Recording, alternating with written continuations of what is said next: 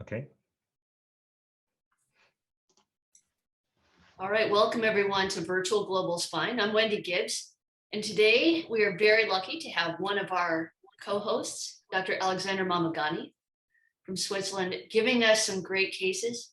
He might ask me some questions. I might know some answers, but if not, I'm sure our other co-hosts will know. Selby, Galgano, Rizzulli, whoever else we've got here. So we're really excited because Alexander always has the very best cases. You always see him on Twitter. I don't know if these are new ones. Probably some new ones, right? Yes, someone used, right. and there are some solutions from the Twitter slides and videos. Excellent. All right. Well, I'm not going to waste any more time. Let's get started. Yeah. Hello. Good evening from Switzerland. Now it's midnight here in Europe, in Central Europe, and Wendy and me, we thought that special session about semen would be great, and we will talk a little bit about success and failure. And you know, there is a lot of controversy in this topic, and maybe we can add some more controversies. Maybe we can have an agreement that something can be done and something should not be done. So I start, because this is not a lecture, this is just a case-based conference, and I will present a lot of cases. And the first one is an 48-year-old lorry mechanics. He was in a motorcycle accident pretty fast. 80 is the max speed allowed between villages and small cities, not on the highway. And there was this T12 incomplete burst fracture, A3, and the patient didn't have any history of back pain. He was a mechanic and a biker, and very special situation because he had hemophilia B, but he was completely stable. There was no bleeding. There was nothing, just this fracture. You can see here. Would anybody agree from the X-ray that it is a A3 incomplete burst fracture, or would you say yes, maybe it's A3, but obviously I would say it's a A1 fracture? Is anybody likely to tell me this is A1 or is this A3 from the X-ray? You can see this wedge impression. I don't know. Yeah, you can see the wedge impression, and if the posterior wall is included and the height of the posterior wall is too low, you should consider to classify this as A3. And this is the usual imaging, the tomographies, the CAT scan from the whole body CAT scan in high velocity accidents here in Switzerland. This is standard whole body X-ray for abdominal, for chest injuries. And then later we did this MRI from the lumbar spine, and I think it's pretty clear that only one vertebra is fractured. Wendy, do you see something more? Do you see something else which is associated with the trauma because the patient didn't have any back pain before? They did not have back pain before this. I don't really see anything here aside from the fracture. I mean, you have something at L5S1 that looks more like degenerative change. And would you add to your report anything else that should be evaluated later, or would you just say from the CT maybe? Or from the MRI? What do you see on the CT? The CT looks like they might have some osteoporosis. Is that what it is? Yeah, or else when it's just we a didn't really talk grainy before CT. this talk. I don't know. What's that? And this is great. This is a great input because as a spine surgeon, I can't. I'm biased. I'm completely biased. So this is a 48-year-old man. He's not in the age to have osteoporosis. So I would love to see, can you just use the chat box? Would you go for A, conservative treatment, or would you go for B, operative treatment? Because the patient has got a hemophilia. He has bleeding complications maybe during surgeries.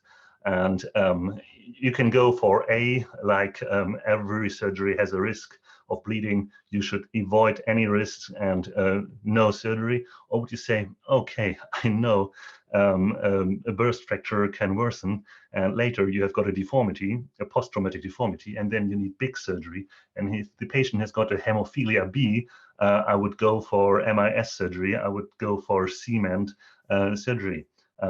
Just type A or B, please. So again, Wendy, you already have told me that you see osteoporosis in the CAT scan. Do you think that you as a radiologist have more experience in judging the bone quality?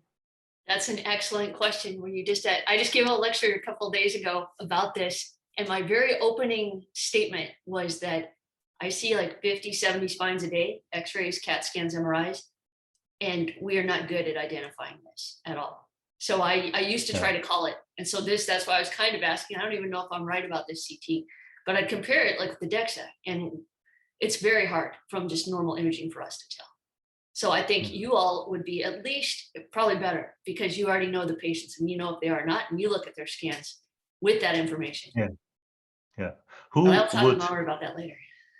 Yeah, but who would consider or think of osteoporosis in a 48-year-old patient? A man. So hemophilia B. This is something I have to Google every time.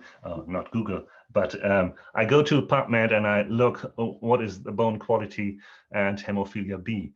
And indeed, there is high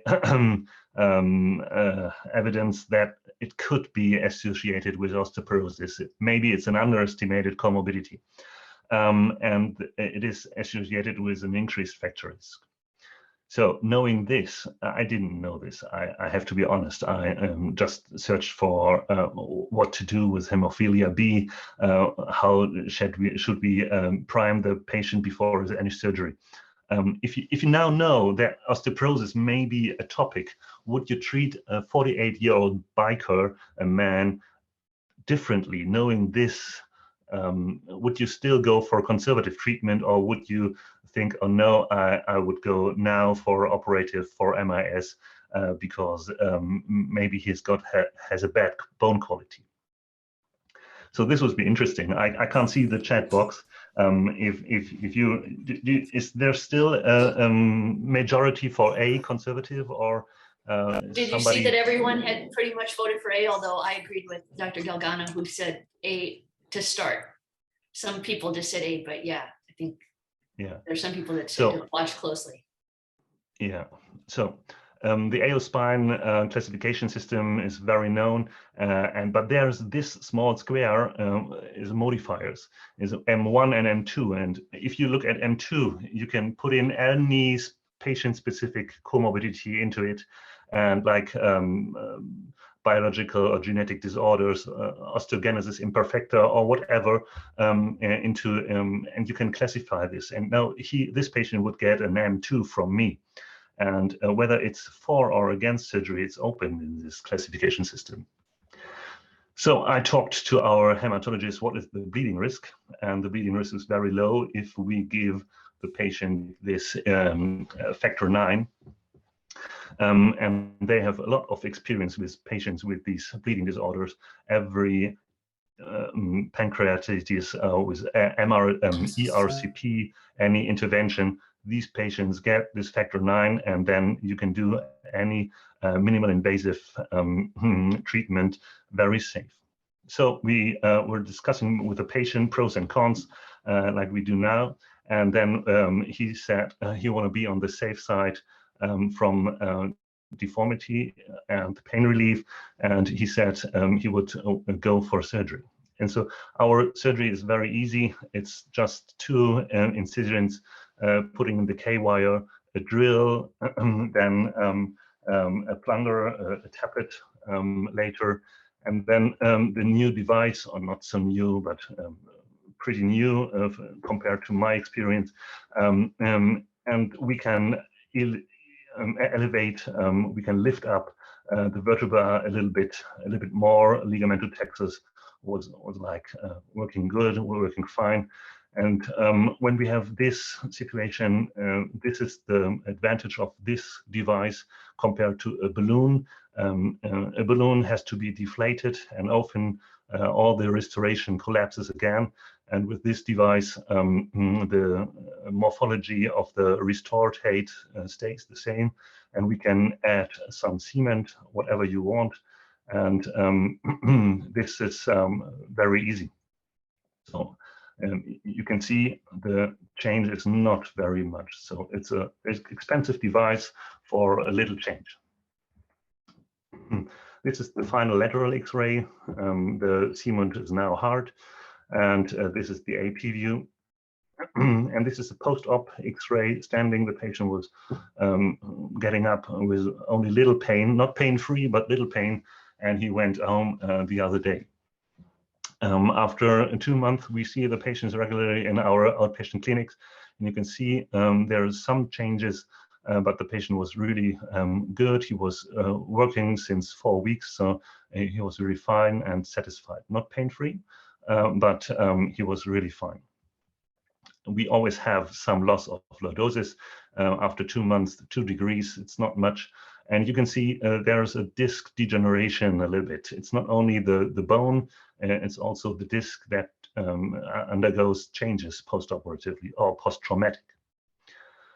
And we have this work from UK, from Nottingham, 6 years ago, and they looked whether the disc gets older and degenerated faster, but they only see a minor progression.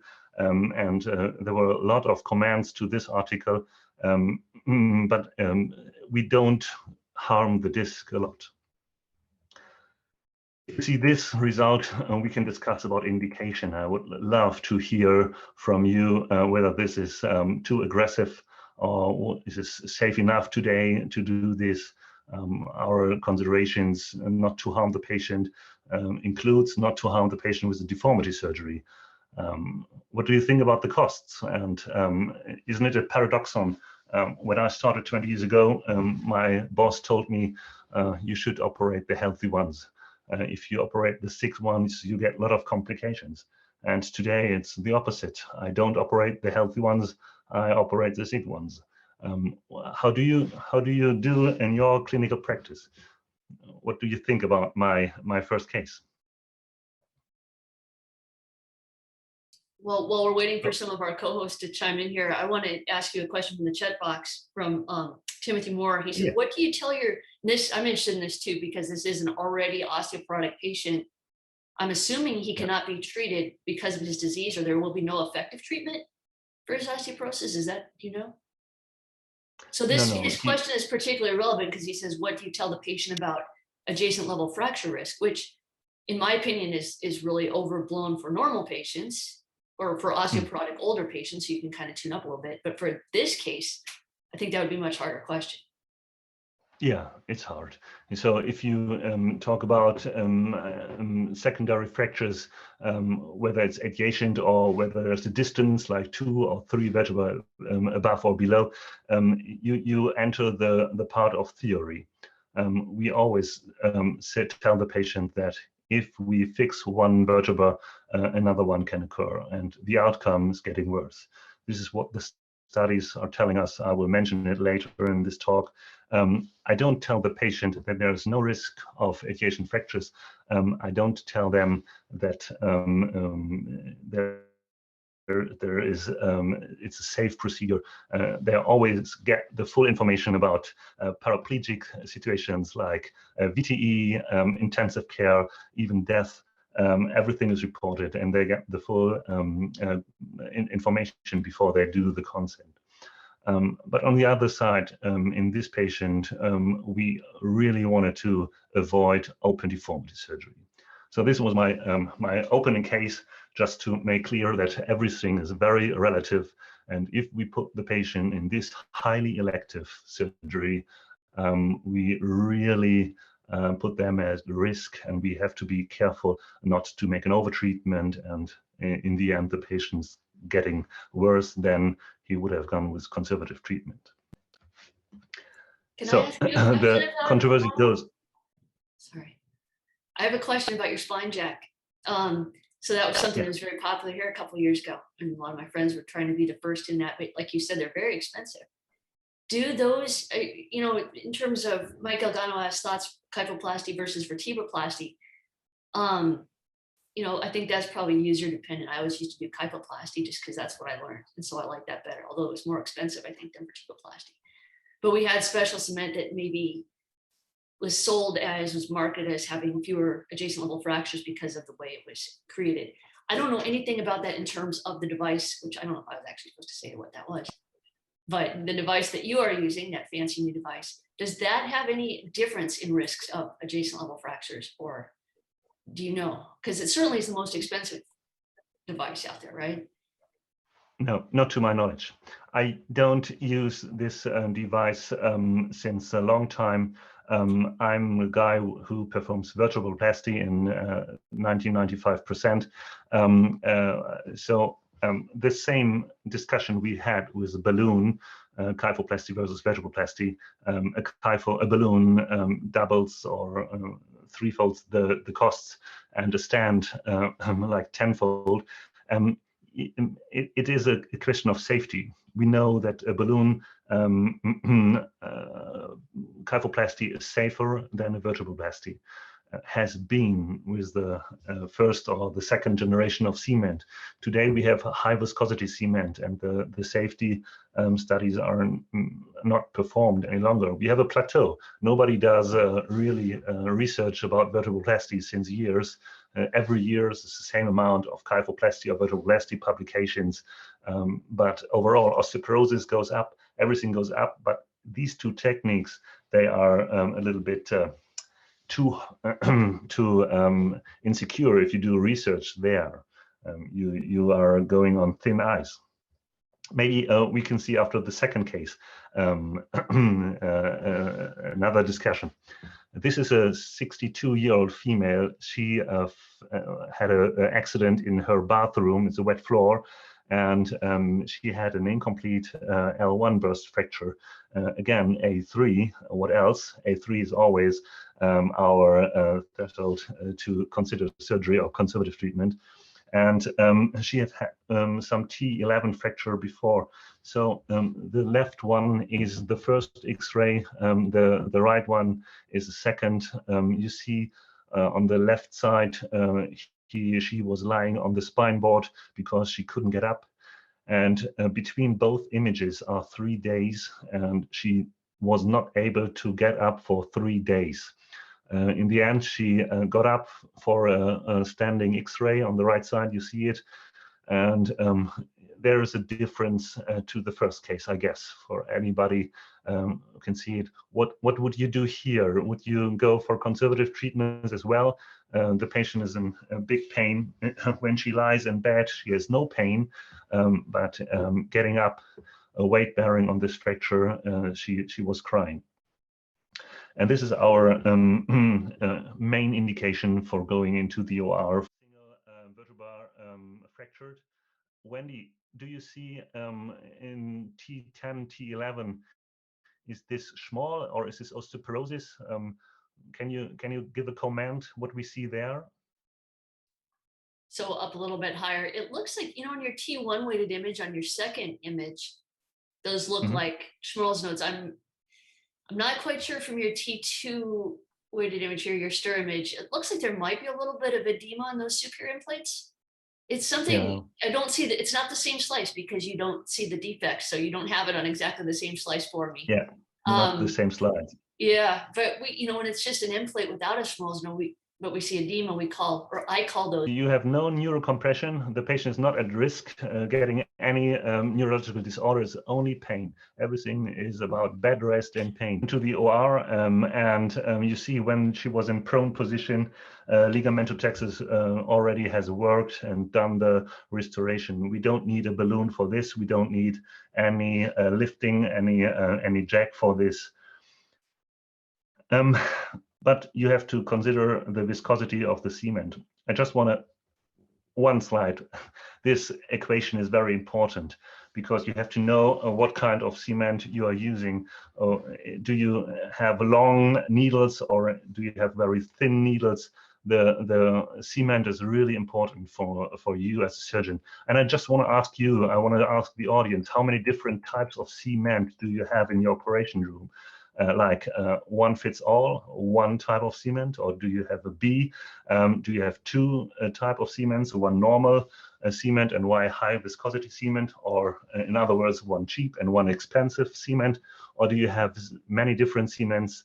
Like if you go with this company, you use their cement. If you go with that company, you go with their cement. Do you have many different types? Would love to hear your comments A, B, or C, because I am just like in between A and B. I have two types, but I only use one.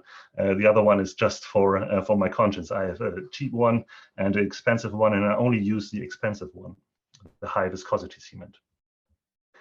So this is the vertebroplasty I performed. You see there's no balloon, and there's no balloon necessary.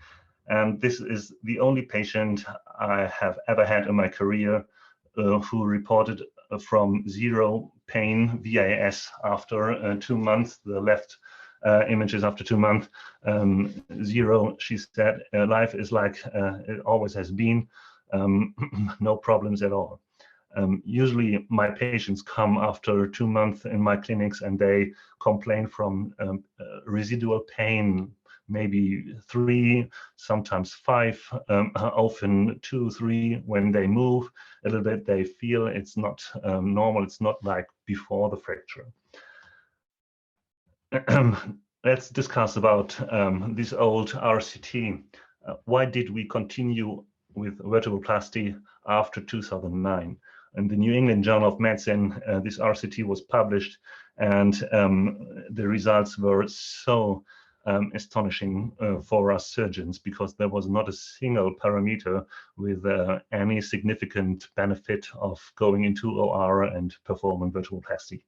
But this was 2009, and 12 years later, we still do this surgery, although many RCTs were performed and there was none RCT showing any superiority of going into the OR for vertebral compression fractures.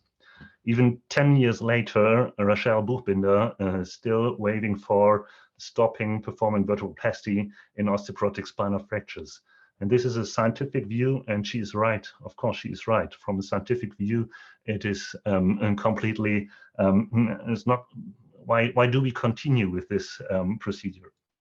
But in my personal experience, as a deeply, highly biased spine surgeon, I see a value in this vertebroplasty for patients who are bedridden in pain, who cannot get up. And I think these patients really have benefits. And this is a different patient population than those who are included in the RCTs, in the big RCTs, because they are ambulatory patients complaining from severe pain, but are able to walk. And my patients, I go into the OR with, they are not able to get up. And they lose autonomy, and they want to restore their autonomy. And this is the aim of the surgery. It's not a VAS decline, it's not the kyphosis, etc. After surgery, it's really very important to evaluate osteoporosis and doing secondary preventive therapy. This has to be initiated. If not, it's really not good for the patient. This data is 10 years ago. The patients have been included between 2009 and 2014, one center, and they analyzed which specialty sends their patients after surgery and after vertebroplasty to osteoporosis management. And you see, ortho was quite doing good. Like the majority was sent to osteoporosis management. Neuro, it was 10 years ago. Today, it's completely different, I know. Neuro was not in the same percentage, and the interventional radiologist or pain specialist has had the smallest percentage. And this changed a lot, and we are really good now in secondary prevention. Our knowledge is good. We know these medications, and this is really, I always tell my residents, if you want to go into the OR and learn this procedure, first you have to know everything about osteoporosis management. So the third case is a 73-year-old male, and you see this carpet edge. This was the reason why the patient fell at night. And he had this proximal femur fracture and L1 and T12, T11 fractures, and a lot of comorbidities. 73 years old, but there was nothing he had not on his list. Diabetes, prostate cancer, several problems with his liver. And there's absolutely no discussion whether this fracture should be operated. Of course, they are discussing whether it's osteosynthesis or it's a total hip replacement, but there's no discussion whether they go into surgery. This is really advantage, and we, as spine surgeons, are always discussing conservative, operative, and the trauma surgeons is so easy for them. And they did it, and 8 weeks later, on the right side, you see heterotopic ossifications. But the hip surgeon told the patient he has to be in a wheelchair for 8 weeks. And this was his spine. The trauma guys did CAT scan and did MRI, and this was his spine. And I just would love to hear, what do you see? Do you see an option for vertebroplasty, kyphoplasty, stentoplasty, or would you say, oh no, this has to be fixed with screws, maybe MIS, cement augmented screws, and from where to where? Or would you say, no, this is a case for open deformity surgery, A, B, or C? Just use the chat box, please, and give your input for us. I continue. This is very easy because the patient said, no, you will not be able to operate my back. I will wait 8 weeks and then everything will be fine. So 8 weeks later, he returned to our clinic, unable to cope with the situation because he was not able to live at home. He was in a nursing home. He needed 24/7 care. It was not possible for him to put on any clothes or going to the toilet. Mobilization was so painful for him. And 2 months later, he changed his mind and he said, if you can do anything, please help me. Wendy, can you help me? What is the chat box telling me? Is anybody convinced that he can help with a simple vertebroplasty? Actually, I'm going to ask John Shin to help me with that because I lost my window. So, John, can you help us with the chat box for a sec, or Galgano? Mike Galgano? Yeah, I was actually asking if you guys had any upright X-rays. Yes, I will show you. But first, Wendy, can you tell me, on the left side, you see the lumbar MRI, and you see a hyper-intensive signal. And on the right side, you see the same patient 20 minutes later in the MRI of the thoracic spine. Why is this left is white, and on the right side it's dark? It's the same vertebra. So I'm sorry. So what is the difference between these two in terms of time? Did you say? 20 minutes. The left side is the MRI. Yeah, so this is osteonecrosis that you often see with osteoporosis. Some people call it, I think, Cummel's disease or something, but that's just kind of, it's fluid or air. And so when the patient moves a little bit, that can change. Okay, thank you very much. I knew you give me the answer because I was looking at the images and I thought I can't tell you why this is black and white within 20 minutes. So this is the CAT scan again, the MRI of the thoracic spine, and this is the X-ray, Michael, you were looking for. Please tell me that you need 1 needle to help the patient. Occiput to pelvis, Alex. Kidding. Thank you. Thank you. So putting a patient with this situation into the OR, I think it's very clear that I will not be able to help him to go into perfect sagittal balance. This was when he was lying in prone position in the OR. And what I did is stabilization, and I just wanted to fix the region where the fractures are, where the highest pain trigger comes from. It is not a surgery aimed to restore perfect sagittal balance because the wife told me that since ages he's not doing well. So if the patient can get up, it would be a success. So I used a lot of cement. Every screw was cemented, and the lower vertebra got the most cement. And then I did posterior corpectomy, and from this I did this surgery, and the patient was able to get up easier. And after 1 year, he was at home. He was living at home, not the life he wanted to live, but he accepted all these situations. He gained a lot of weight. He was not walking so much. He was eating more. You can easily see on the X-ray.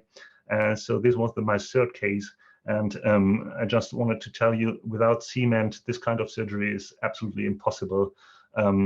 And if you have a vertebral fracture, remember there's a difference whether you invest 30 minutes in a vertebroplasty or like 4.5 hours in an open surgery.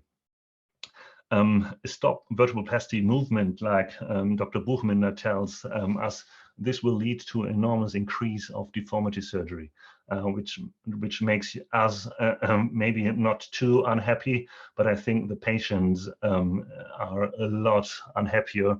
And MIS surgery is really smart. It's very safe compared to this kind of surgery. And a stop vertebroplasty movement would make me feel sad about my patients. So the next case is a little bit older. She's 81 years old, female, and she has got this polymorbidity I just mentioned. I can't fill the screen with this list. She said to me once she was an actress, but now she only was mobile with a rollator walker, but she was able to walk, and she wanted to have less pain. She had surgery like L3 to the ilium before, and this was a mechanical pain. She was in severe pain problems, and you see there's L1, 2, and 2, 3 severe disc changes, and this vertebra is broken. There's an edema in this vertebra L2, and this is the T1 image. And have you ever heard option for cement in cases like this? Because the interventional radiologists do a lot of these interventions now, and maybe one of you have ever heard from discoplasty. So this was the solution I offered her. It was a combined vertebroplasty with a discoplasty, because there was this air in the CAT scan, and it was easy to fill up the two discs and the two vertebra. And the patient was like a lot better, but not pain-free, but she was happy with this kind of palliative pain surgery. She is still in the cancer treatment. She's living at home, and this is my case from vertebroplasty to discoplasty or a combination. And I would love to hear from anybody of you that he has or she has experience with discoplasty. Wow, Alexander, that's an interesting case. I have never heard of that or seen it. I do see, though, the only complication that I ever worried about with these cases was going into the veins and causing pulmonary emboli with my cement. And it looks like you've got a little venous cement there. Is that not dangerous? No, I love this question, because if you have this air sign in the I will show the CAT scan as well. Again, if you have this air trapped, this vacuum phenomenon in the disc, and the disc, there's no vesicles and there are no vessels in the disc, and the risk of intravasal cement application is a lot lower than if you put cement in the bone, to my knowledge and to my experience. So discoplasty is not very dangerous to my knowledge and in my experience. This is only palliative surgery.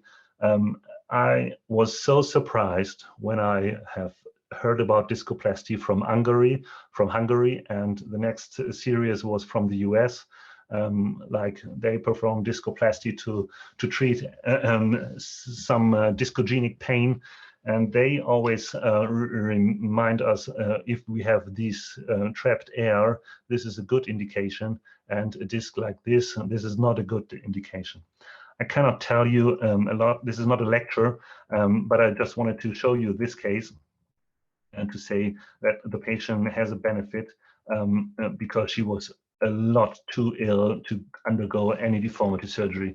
And she said she will never go into the OR for any open surgery again. If we can help with some cement, then she would go for it. And this is the control after 1 year. She was still living, but the cancer disease is progressive, and she's quite satisfied with her situation. Has anybody performed discoplasty? Just write in the chat box. I would love to hear from you. The next case is.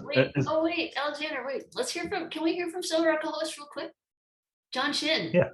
Hey everyone. So Alexander, that's really interesting. You know, I guess I've never done that personally. I understand the concept, especially if there's that open air in the disc space. I guess I sort of echo what Wendy is saying in terms of how do you control for the cement? I guess you just have to be very careful, no? Yeah, I will show another case where I can tell you the most difficult thing in percutaneous cement augmentation is how to control the cement. There's this Hagen-Poiseuille equation. The cement will go there where the resistance is the lowest. If you put cement into an air, into a void, this is very safe in my opinion. If you put it into a cancer, into an osteolytic bone, then it's really, really hard. Many vessels there. So if you don't have a good cement in a neoplastic spine, you have a high risk of embolism. But in an air like this, it's really safe in my point of view. What about, so Dr. Selby and Galgano, are you able to tell us what you think about that? Well, I've done several discoplasties by accident. In osteoporotic patients, you know, obviously the cement will extravasate into the disc space. I've never seen it done on purpose like this, but it's an interesting concept, I suppose, especially in these vacuum discs. But as Alex said, I think even in the non-cancer patient, these are really palliative operations, in my opinion. When you have patients that just have innumerable osteoporotic fractures, you know, there's really no good solution to get them back to complete perfect balance ever again. You're really just trying to palliate them. Yeah. Right. What about Mike Selby? He's unmuted too. Yeah, I mean, I use a lot of cement, but I use it mainly in the setting of cement augmentation of pedicle screws. And it's routine for all my degen scoliosis constructs. And then I do a vertebroplasty at the same level. I put my sublaminar bands to stop topping off. You know, the cement options in Australia aren't great. Alexander was talking before about the trial that Bookbinder et al. Ran, and Rochelle Bookbinder is an Australian rheumatologist, actually.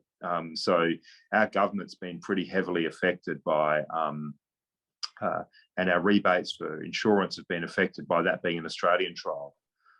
We don't have a lot of cement options. We don't have, we do, but they're not great. It's not heavily promoted here because there's no rebate in Australia at the moment, no payment for simple cement vertebroplasty.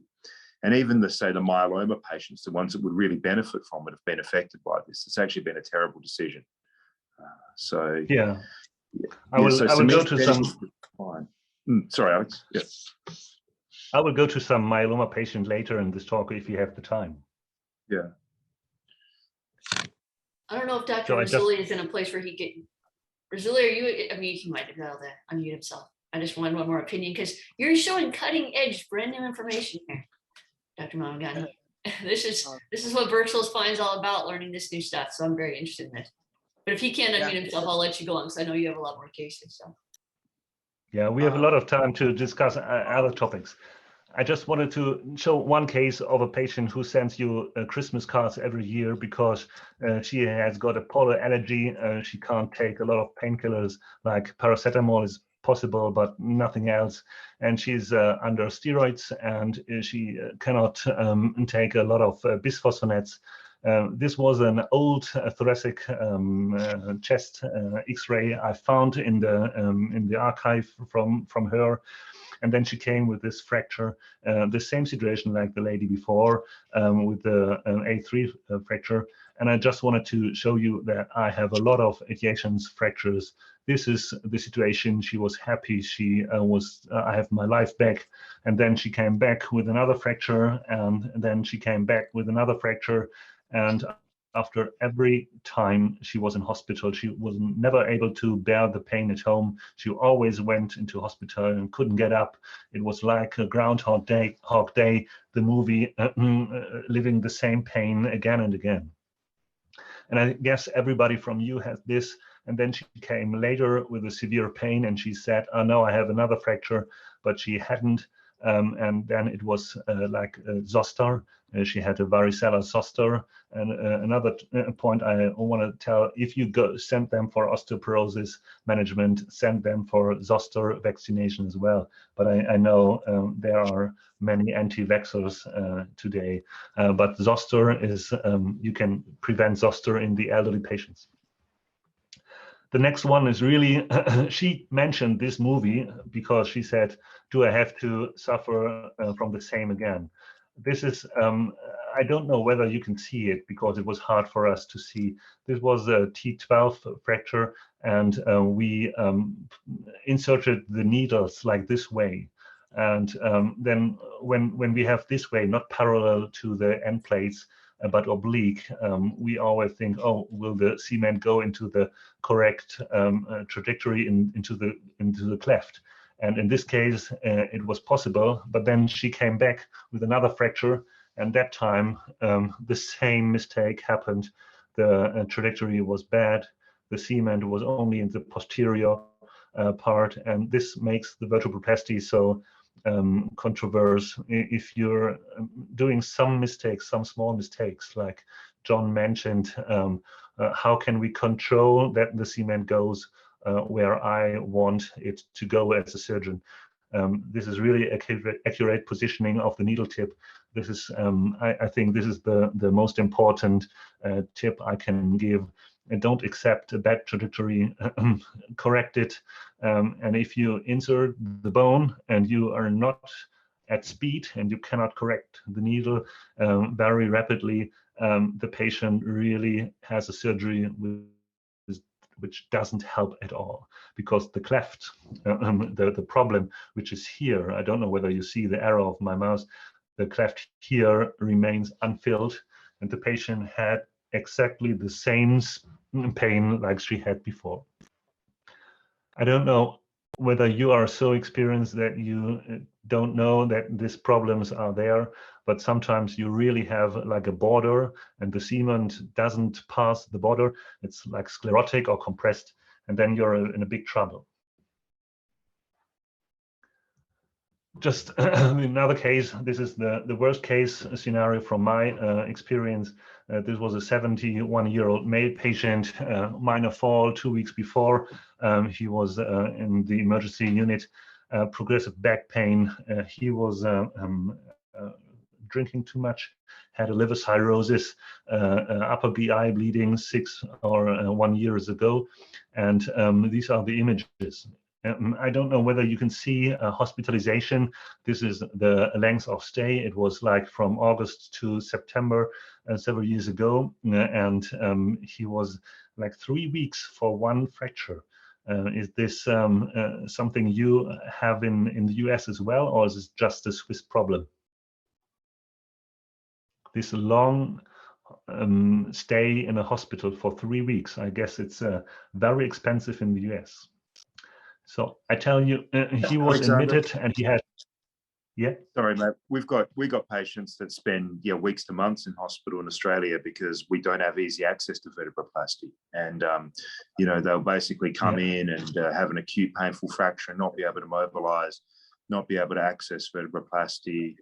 Occasionally, if they're on the younger, fitter side or they're really kyphotic, we'll take them on with PERC screws. And then as soon as we get into theatre, we can do a vertebroplasty. But as an individual procedure, we're not rebated. So I actually see this all the time.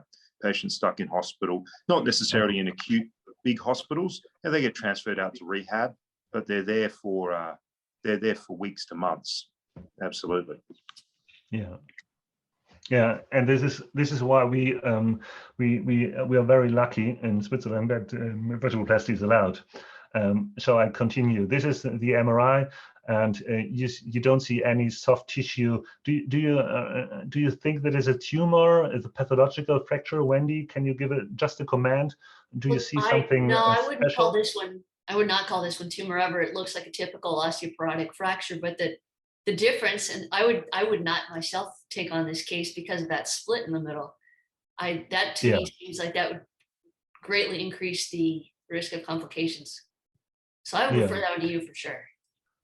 Yeah, this is a split burst fracture, and with a cleft, and the patient was not able to get up, and so this was my plan to do a cement augmentation, but the patient has elevated CRP, a urinary tract infection was proven. And how long would you wait if you are allowed to do cement augmentation? How long would you wait to operate this patient? Would you wait until the CRP goes down significantly, or would you even wait until the CRP is normal, like not elevated any? Or would you do you have some kind of time gap, like a safety time gap, like 5 to 10 days? Or do you just say no surgery, going conservative because this is a contraindication, CRP elevation? Please use the checkbox. So this was Enterococcus faecalis in the urine, and you see not problem. It was sensitive to it was non-resistant. And when the CRP went down significantly after 5-6 days, I put him into OR, and we did this stentoplasty of L1. I tried to make a protectional cement augmentation of T12, but this was not working. You see, the cement immediately went into the vessels, and I stopped. But the fracture was solved. So the patient came later, 2 months later, into the medical department because of severe diarrhea. He was a cirrhotic, liver cirrhosis. And then he went home, and after nearly 3.5 months, he was in the emergency department again with maximum back pain. And this is the initial X-ray I have shown you. And this is the X-ray 3 months later. He was in lying position, he couldn't get up. And this is the X-ray, and you see the CAT scan. Wendy, some kind of trouble for you in this CAT scan? Yeah, well, on your first image, I mean, it does look like you've got some disintegration of those end plates around on the surrounding bodies. Yeah. So yeah, it's kind of erosive change. So I guess that does look like infection. Yeah, that's where you're going with and that. this is the MRI, the XLU. There's a lot of going on in the paraspinal tissue. This is the coronal view, and this is the sac. And I guess you can see the stents are swimming in something. And I want to ask you, what would you do? Would you just sample the tissue, look what kind of bug it is, and would you go for antibiotic treatment? Or would you use this old Latin phrase, whereas pus, I have to go for surgery and do a surgical debridement with or without further instrumentation? My thoughts is we have an implant associated infection. The bug is just on my stents, on the cement, and I don't know what kind of bug it is. Is it the same bug it has been 3 months before? Was I the evil guy who put in an infection into the spine? Do we have biofilm active antibiotics treatment if we know this bug? Is the spine stable enough for mobilization? These are my thoughts. And I don't know, was the majority for sampling and antibiotics, or was the majority going for surgery in the chat box? I just go on because I'm a little bit running out of time. So I went for maximum. I went from for debridement, all posterior. I resected these stents and did a partial vertebrectomy, expandable body replacement, went 4 ups and 4 vertebra down. Everything was cement free. I didn't use any cement, although the bone was really bad. And this is the thing I took out. And you see some kind of interdigitation, but I could just pick it with the forceps. It was a little bit connected posteriorly, but it was not hard to get it out. I always send them to sonication, to ultrasound treatment, so I can find more bugs. And then the bug came, the results came, and it was not the same bug. It was a streptococcal oralis. It was another bug, and it was a hematogenous infection. It was not the same from the urinary tract infection. This is the post-op CT after 1 year. You see the fusion occurred. Treatment was successful, but I had this loss of the L5 screws, and the pain was a radiculopathy. And this is the CAT scan, the reformatted images. And I just had to shorten the construct. I was not brave enough to take out all the implants. But I took out L5, and the patient didn't have this radicular pain and was quite fine. Can I stop you for a second? Can I just? Yes, of course. I'll let you finish your case, but I think if you have more cases, we've got to have you back for part 2, because we don't want you to rush through these. These are all such good cases, and I have so many questions about each one. And I was hoping we could get the other panelists on here also to tell us what they would do in this situation. Yes. Please. Is that okay? So Alex, why exactly did you take out the L5 screw? You said that he was having a radiculopathy. Why do you think taking out the screw helped that? I didn't show this these images because this is not related to the cement. It was just a cutout from the screws, and it was a pinching, and it was the foraminal stenosis. And I didn't want to lengthen into the ileum. I just wanted to shorten it, and it was successful. And it is really hard, these sick patients after this history, going for elective surgery. But I had to do something because the radicular L5 pain was very strong, and this was like 1.5 or 2 years later. What about you, Mike? Yeah, Alexander, I think here, you know, it's a good construct. I often short and long MIS constructs, as you've done here, not necessarily for that reason, but just to regain some mobility.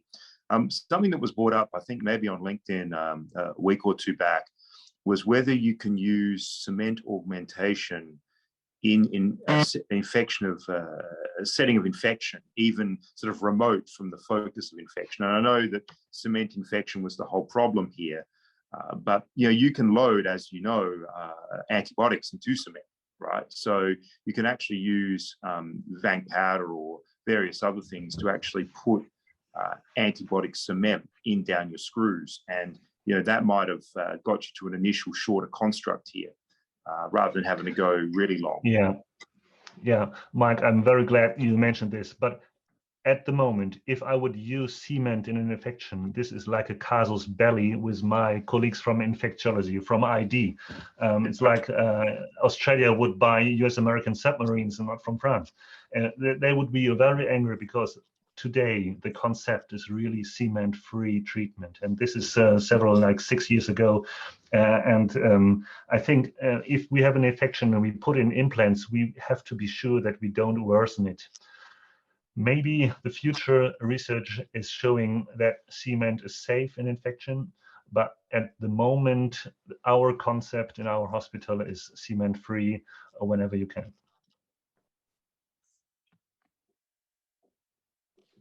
All right, great. Did you want to finish up? Is this? Yeah, so this was that case. I can just run this is just when I have this patient, 59 years old, she was falling from the stairs. She got up, walked to her car, was driving to our hospital, but then sitting in the parking lot, she was not able to go into the building, and she had some kind of proximal paraparesis. She had this CAT scan and this MRI, and I think conservative treatment is not an option for a good reason if there's a neurological deficit. And this is sometimes I use the cement just to avoid corpectomy and anterior vertebral body replacement if I know that this is an osteoporotic spine. I don't know whether somebody from you uses cement as well. Alexander, I think you froze, so we can't get him back. Maybe we should wrap. Am I? I'm not here. Can you hear me? We can still hear you. I think maybe Wendy froze actually, Alex. Oh, we can still hear you, Alex. You can still hear me. So I don't know whether use it. This is I love this power of cement to avoid a secondary surgery. Yeah, like, I think that's an awesome construct, Alex. That's great. You know, I got in trouble about a year or two ago. I had a case just like this, and I did a corpectomy, and I cement augmented my screws. But as soon as the patient stood upright, the cage kicked out. It was one of these expandable cages. Bad idea in retrospect, right? It's just going to piston right through the vertebral body since she was osteoporotic in the first place. So I think this is a great alternative to doing that. Yeah. And I'm very conservative. I still use open surgery and add fusion because I don't want to just make an internal bracing in these kind of patients with this in these situations. I don't know whether I have 1 minute left or not. I just wanted to show this last case. 61-year-old guy fell from his. He loves to bicycle. There was no trauma and 3 months of pain. It's getting worse and worse. Fatigue, weight loss, pain at night, and this is his X-ray. No wonder that he has got on the pain on the left side, and you can see the osteolytic situation. And it was very clear from the CAT scan that the patient has had multiple myeloma. And Mike, please don't cry. But this is a very good reason for me to go into the OR and putting in some cement and making a biopsy. And the patient was really fine. He's, multiple myeloma. These patients need chemotherapy or stem cell transplantation, and they are in therapy for years. He was really doing well after surgery. I'm very thankful, and it was very easy. Just a reminder for teaching reasons. Before surgery, the patient had this SIN score from 9. After surgery, when you do the same score after surgery, he just gets a 2 here instead of a 3, and he gets a post-op score from 8. So I don't use the SIN score as a follow-up, just a small reminder. I think the last one is maybe too late. We already. You've got to come back for more, Alexander. Yeah. You have to show us more, and Yeah. let's discuss more about even the ones you have shown, because those are amazing cases. Yeah. But The right last now, one is we're at already- the end of the hour, and Dr. Razzulli is going to Yeah. tell us about next week. Alex, that was awesome. I feel like the conversation, maybe we should come back for part 2 where we have a little more faculty discussion. Those are some great cases. I'm sure there are a lot of opinions and a lot of pearls that we can discuss. Next week we'll have Dr. Peter Feister from University of Florida. He is a neuroradiologist, and he's going to be discussing some cases for craniovertebral junction pathology and trauma. So looking forward to that. Looking forward to seeing everybody there, and have a great night. Yeah, thanks everybody, and thank you, Dr. Mameghani, for those great presentations. Look forward to part 2 very soon. Bye. Thanks, Alex.